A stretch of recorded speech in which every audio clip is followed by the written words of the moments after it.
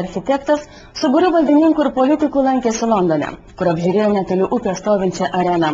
Tiesa, ši kauniečių nei sužavėjo, nei pateikė radikalių idėjų. Atvirkščiai, pasak tarybos narių, saloje iškilsiantys rūmai gerokai pralenks Londono milžiną. Pasisemti naujų idėjų bei pasitikrinti, ar teisinga linkme projektuojami sporto ir pramogų rūmai Nemuno saloje, architektas Eugenijus Miliūnas nusprendė Londone, kur 2000-aisiais tūkstantmečio proga greta Temzės upės buvo pastatyta 25 000 žiūrovų talpinanti arena.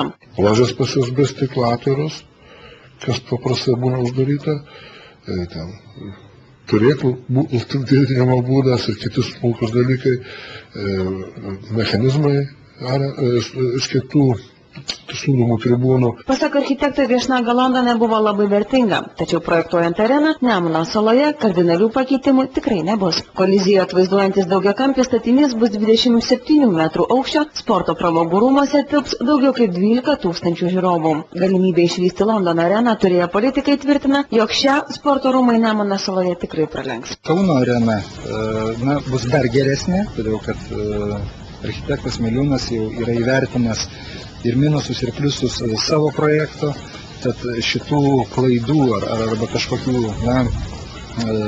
gal netitikimų tikrai jau čia nebeturėtų būti.